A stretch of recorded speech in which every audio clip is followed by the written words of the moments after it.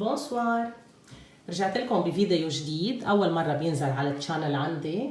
اليوم بدنا نعمل وصفة تكبير الشفاف بطريقة طبيعية وسهلة. مثل ما بنعرف كلنا إنه تكبير الشفاف إذا وحدة حابة تكبر شفافها أو تخليهم ممتلئين أكيد بيعطوا شكل كتير حلو. في كتير نساء لجأت إلى البوتوكس والفيلر اللي ما بنعرف شو هو اللي بحطوا لهم أي برودكتس بقلب شفافهم. وأنا صراحة ما بحبس هالشي أبداً. بحب الشغلات تكون طبيعية قد ما فينا نعملها بالبيت، وإذا ما نفعت ما بتضر، عرفتوا؟ فهالوصفتين اليوم حقدم لكم إياهم، وصفتين ناجحين كتير فعالين وبيعطوكم نتيجة دغري. يعني بس تتخلصوا من وضع الوصفة على الشفاف تاخدوا نتيجة فورية، أوكي؟ وعن طريقة مجربة يعني. بس قبل ما بلش الفيديو بليز ما تنسوا تعملوا سبسكرايب ولايك وتفعلوا الجرس ليوصلكم كل شي جديد. وهلا خلينا نبلش بالمكونات. لأول وصفة أنا بحاجة لنوعين زيت، هن بالوصفتين حيكون نوعين. بأول وصفة أنا بدي زيت القرفة وزيت النعناع. هلا أول شي بدي آخد زيت القرفة، شوفوا قديه سهلين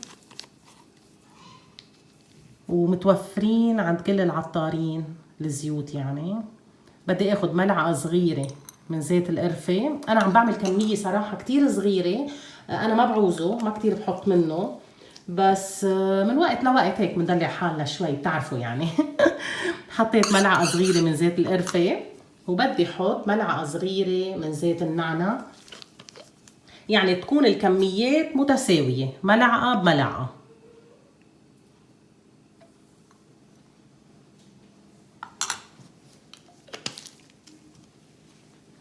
بدي اخلطهم، بس بليز ما تحطوا اي زيوت عطرية ابدا، بس الزيوت. تخلطون كتير منيح ليتجانسوا الزيتين مع بعض.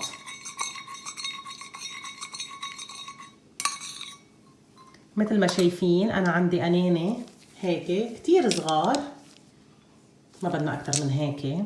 فيكن انتو تعملوا كمية اكبر اكيد، بس اكيد لازم تحطوا، اذا حطيتوا ملعقة كبيرة من زيت النعناع كمان لازم تحطوا ملعقة كبيرة من الزيت الثاني اللي هو القرفة. او اذا بدكم تعملوه مشروع تجاري بدكم تحطوا بالاكواب، اكيد لازم يكونوا متعادلين كوب بكوب، اوكي؟ هلا بدي اسكبهم بالقنينة الصغيرة.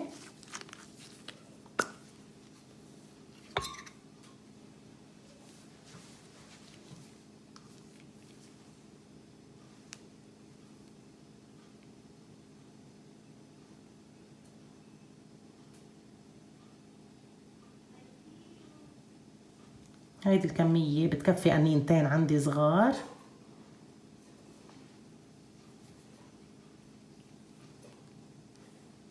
فينا نحط شوي بعد نطليها.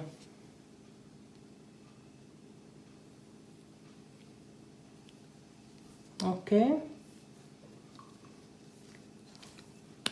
وبدي سكرها. هلا بننتقل للوصفة الثانية. هلا بالنسبة للوصفة الثانية كمان أنا بحاجة لنوعين من الزيت. أول زيت الأفوكا، وتاني زيت هو زيت القرنفل. بدي أخبركم شوي عن هالوصفتين. هدول وصفتين أنا ما جايبتهم من عندي، وصفتين عالميات، يعني أكتر شي بيستعملوهم وبيعملوهم بأمريكا وفعالين كتير ومجربين أكيد. اوكي، لكن اول زيت بدنا نحطه زيت الافوكا. بدنا ناخد ملعقة صغيرة منه،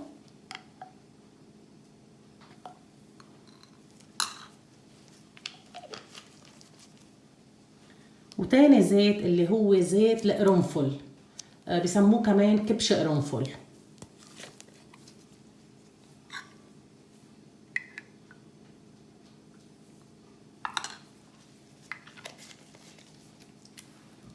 اكيد بدنا نخلط المكونات مع بعضها كتير منيح.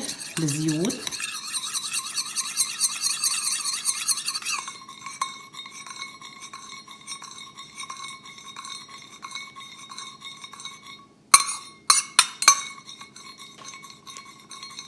ليتجانسوا كتير منيح. اوكي، وهلا صار فينا نسكبهم بالقميمة الصغيرة.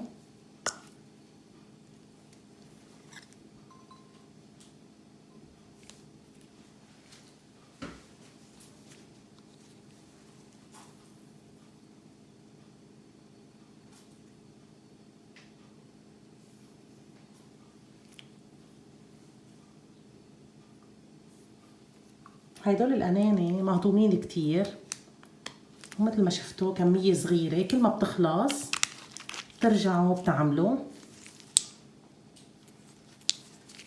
وصفتين لتكبير ونفخ الشفاف بطريقة طبيعية ونتائج فعالة. هلا بدنا نخبركم كيف بنقدر نستعملهم. هلا طريقة الاستخدام رح فرجيكم شيء بس ما تنقذوا.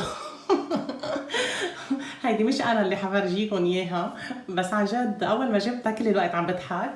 رح فرجيكم هيدي المانوكا كتير حلوة. هاي. هيدي لخبركم قصتها. هيدي جبتها لاتدرب عليها لما درست تصفيف شعر العرايس بهير اند بيوتي اكاديمي بدبي. فادتني كتير صراحة، وحبيت هيك فرجيكم هلا كيف بدنا نستخدم زيوت تكبير الشفاف، لانهم لهم طريقة فما لقيت الا هيدي بوجهي. يلا رح فرجيكم.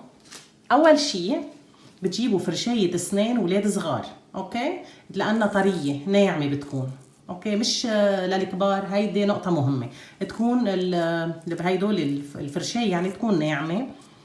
بدي احط،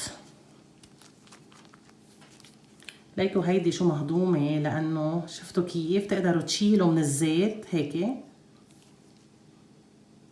وتحطوا على الفرشاية. كتير بتفيدكم هيدي عن جد. نحن اكيد بدنا نحط كميات قليلة،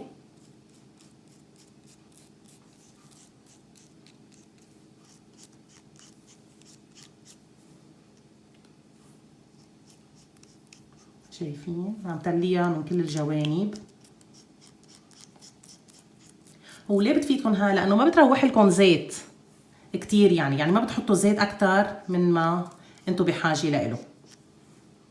اوكي، وهلا كيف بدنا نستخدم زيت تكبير الشفاف؟ اول شي بدكم تمشطوا انتبهوا الشفاف بهيدي الطريقة لفوق.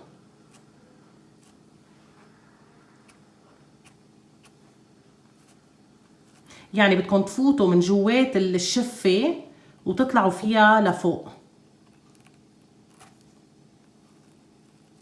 اوكي، وبنرجع من الشفة الثانية كمان من جوات الشفة لبرا. حبيت اجيب لكم هيدي تتكون اوضح الصورة. واكيد من هون ومن هون بدكم تضلوا تعملوا هيدي الطريقة لمدة 10 دقايق.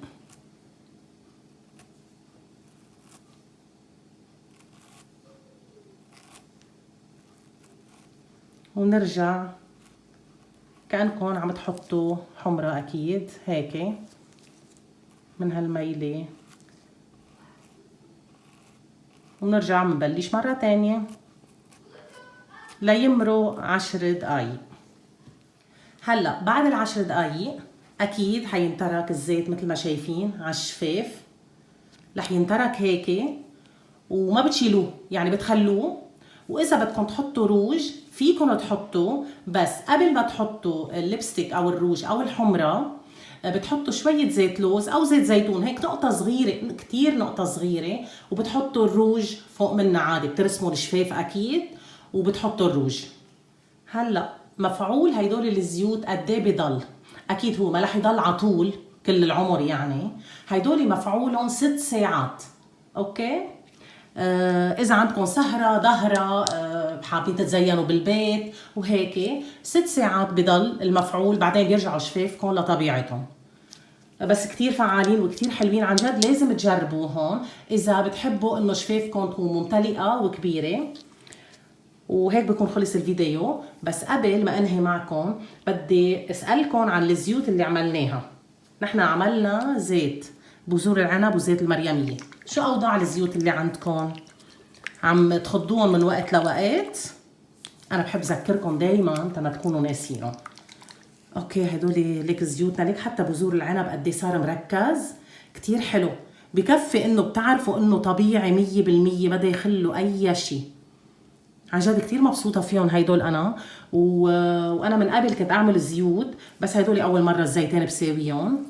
وإن شاء الله حأعملكم زيوت كتير بأنواع كتير. في كتير عم ينطلب مني زيت اللافندر، حساويه أكيد على القناة لأنه زيت بياخد العقل. بس ناقصني بس زيت اللوز، لأنه بحط له أنا زيت اللوز، ما بحط له زيت زيتون أبدا.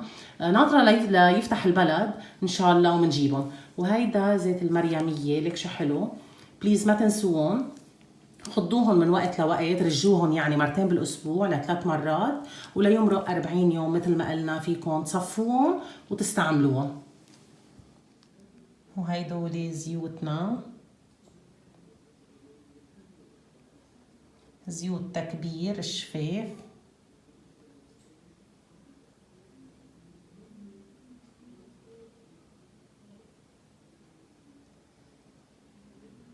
بليز ما تنسوا تعملوا لايك وسبسكرايب وشير وتفعلوا الجرس ليوصلكم كل شي جديد. ميرسي.